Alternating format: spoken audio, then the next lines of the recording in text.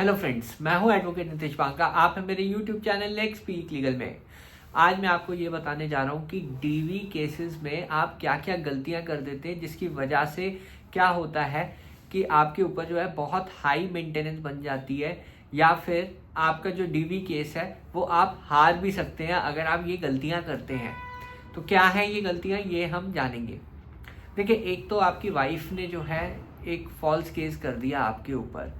आप ये समझते हैं कि ठीक है जी, फॉल्स केस हुआ है तो हम इसे फाइट करेंगे और जीत जाएंगे। देखिए, जनरली ये एक आइडियलिस्टिक व्यू होता है, यानी ये आप ऐसा सोचते हैं पर ऐसा होता नहीं है।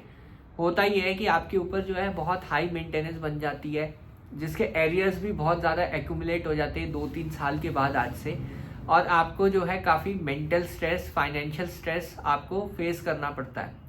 एंड में आपको ऐसे केसेस जो है हाई वैल्यू पे सेटल करने पड़ते हैं। आप नहीं भी करना चाहे तब भी आपको करने पड़ते हैं, क्योंकि फाइनेंशियल बर्डन आपके ऊपर इतना बन जाता है कि आपके पास और कोई रास्ता नहीं बचता है। तो ऐसे में क्या आप गलतियां करते हैं डोमेस्टिक वायलेंस के केस में, जिसके कारण ऐसी नौबत आपके ऊपर आ जाती है, आज हम इस बारे में डिस्कस करेंगे। देखिए, जब ये फॉल्स केसेस होते हैं तो आप एक नॉर्मल मैट्रिमोनियल ज़िंदगी चाहते थे। आपका जो पार्टनर था वो जो है ऐसी चीज़ें कर रहा है ताकि आपसे से ज़्यादा जो है एक ही चीज़, पैसा, वो एक्सटॉर्ट करे। उसको रिलेशनशिप की कोई कदर नहीं थी। वो आपके साथ लॉन्ग टर्म रह सकता था और आपका जो है सपोर्ट कर सकता था अच्छे बुरे टाइम में, और पर उसने ऐसा नहीं करने का सोचा। उसने सोचा कि आपके ऊपर ऐसे फॉल्स केसेस डालेगा तो आप जो है प्रेशर में आके आप गिव अप कर दोगे। आप अपनी मेहनत की कमाई, आपके पेरेंट्स की मेहनत की कमाई उसके हाथ में दे दोगे, क्योंकि एक ही रीज़न है ऐसे केसेस फाइल करने का, वो होता है पैसा, मनी। तो मेरे को ना बहुत बुरा लगता है कि जब ऐसे फॉल्स केसेस में वाइफ साइड को बहुत हाई मेंटेनेंस मिल जाती है, बहुत बुरा लगता है। और इसको रोका जा सकता है, पर गाइडेंस की कमी होती है, इग्नोरेंस होता है, और बहुत सारी चीज़ें हैं जो आप नहीं करते हैं, जिसकी वजह से ये नौबत आ जाती है कि आपको जो है बहुत हाई मेंटेनेंस वाइफ साइड को देनी पड़ जाती है। अब जब हाई मेंटेनेंस आप वाइफ साइड को देंगे तो हायर एलिमनी भी देनी पड़ सकती है, क्योंकि जब आप ये केसेस एंड में, क्योंकि आप थक हार के इतना फाइनेंशियल बर्डन जो है क्यों आप सहन करो, तो आप वन टाइम सेटलमेंट की सोचते हो उस टाइम पे। और जो वो वन टाइम सेटलमेंट का अमाउंट होगा ना, वो भी बहुत हाई जाएगा, क्योंकि आपने जो है कुछ गलतियां कर दी डोमेस्टिक वायलेंस के केस में। अब ये क्या गलतियां हैं, आज हम वो डिस्कस करते हैं। देखिए, सबसे पहली गलती, मैक्सिमम केसेस में 80% केसेस में वाइफ साइड कहीं ना कहीं काम पकड़ लेती है जब ये केसेस चल रहे होते हैं, क्योंकि काफ़ी टाइम जो है बीत जाता है ये केसेस फाइट करते करते। 3 साल 4 साल का टाइम जो है आराम से निकलता है जब इंटरिम मेंटेनेंस आपकी फिक्स होती है। जब इतना एवरेज टाइम है इंटरिम मेंटेनेंस फिक्स करने का, तो वाइफ साइड भी जो है कहीं ना कहीं काम पकड़ लेती है, क्योंकि उसको भी तो घर चलाना है, उसको भी तो अपने खर्चे देखने हैं। कब तक वो अपने माँ बाप के खर्चों पे रहेगी। तो 80% केसेस में मेरे एक्सपीरियंस में ऐसा है कि वाइफ साइड कहीं काम पकड़ लेती है। और आप लोग क्या गड़बड़ करते हैं, आप लोग पता नहीं लगाते कि उसने कहाँ पकड़ा है, किधर उसने एम्प्लॉयमेंट पकड़ी है। और ये बहुत बड़ी गलती है। जब आप डोमेस्टिक वायलेंस केस में, आप चाहे खुद पता कीजिए, डिटेक्टिव लगाइए, या फिर किसी फ्रेंड की हेल्प ले लीजिए, बट पता लगाइए कि वो कहाँ पे वर्किंग है, वो कहाँ पे काम कर रही है।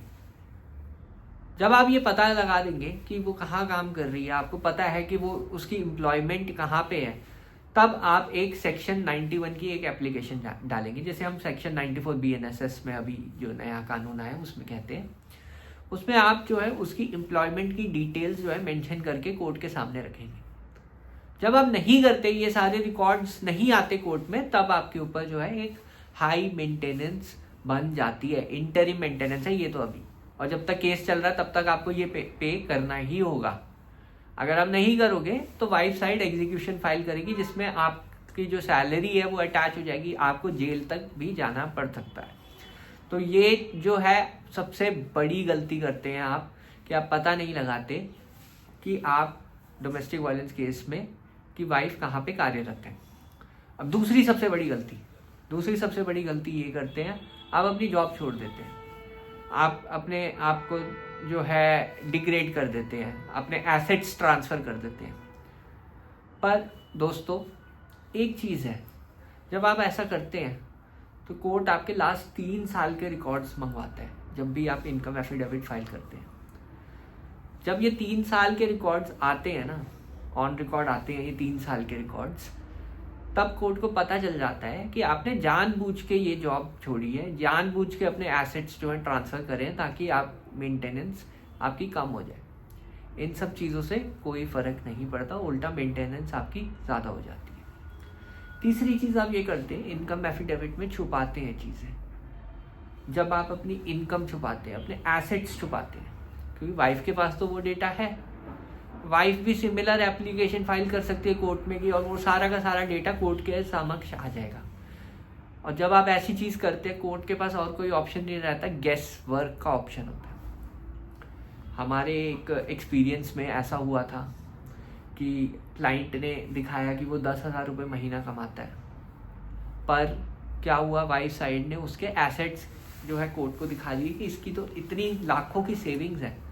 कोर्ट ने उस व्यक्ति पे 1 लाख रुपए महीने की मेंटेनेंस मान दी, क्योंकि उसने इनकम अपनी छुपाई।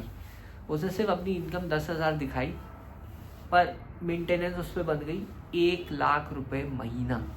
आप सोच के देखिए, अब इमेजिन करके देखिएगा कि 1 लाख रुपए महीना आपको from the date of order से बन जाए, तो कितनी मेंटेनेंस होगी, कितने एरियर्स होंगे उसको देने पड़ेंगे। तो ये चीज़ आप नहीं ध्यान रखते जब भी आप ये केसेस करते हैं। फिर एक और सबसे बड़ी गलती आप करते हैं, आप अपने खर्चे बहुत ज़्यादा दिखा देते हैं। जब आप अपने खर्चे बहुत ज़्यादा दिखाते हैं तो कोर्ट को लगता है कि आपका एक बहुत अच्छा स्टैंडर्ड ऑफ लिविंग है। आप कोर्ट को यही आर्ग्यू करते रह जाते हैं कि जी मेरा पैसा तो EMI पे जा रहा है, मेरा पैसा तो पेट्रोल में जा रहा है, मेरा पैसा तो गाड़ी में जा रहा है। जब आप ये सब चीज़ें दिखाते हैं तो ये आपका लाइफस्टाइल दर्शाता है। कोर्ट को लगता है कि जब आप इतना लैविशली स्पेंड कर सकते हैं तो आप मेंटेनेंस भी दे सकते हैं। तो ये जो आप खर्चे दिखाते हैं, EMI या फिर जितने भी ज़्यादा से ज़्यादा खर्चा आप दिखाने की कोशिश करते हैं ताकि आपको कोर्ट को ये दिखाए कि जी मेरे पास तो कुछ बचता ही नहीं है, मैं क्या मेंटेनेंस दूँ वाइफ को, तो ये आर्ग्यूमेंट भी काम नहीं करती है। तो ये एक बहुत बड़ी गलती करती है। तो ये थी कुछ गलतियाँ दोस्तों कि आप जो मेंटेनेंस केसेस में करते हैं, डोमेस्टिक वायलेंस केस में करते हैं, जिसकी वजह से आपकी मेंटेनेंस बहुत हाई, बहुत ज़्यादा बन जाती है। तो ये गलतियाँ करने से बचें, ये गलतियाँ बिल्कुल भी मत कीजिए और अपने केसेस को ढंग से लड़िए। अगर आप ढंग से लड़ेंगे, आप केसेस 100% जीतेंगे, आपके फेवर में आएंगी कई चीज़ें और आप जो है बहुत आगे बढ़ेंगे। अगर आपको कैसे लड़ने हैं केसेस, क्या टिप्स ऐसी चाहिए और, तो मेरा व्हाट्सएप ग्रुप जरूर ज्वाइन कर लीजिएगा। 40 सीटें और बची हुई हैं इसमें, इससे पहले कि ये फुल हो जाए। तो डिस्क्रिप्शन बॉक्स में जाइए, मेरा व्हाट्सएप ग्रुप ज्वाइन कीजिए। बहरहाल वीडियो देखने के लिए बहुत बहुत धन्यवाद। Thank you very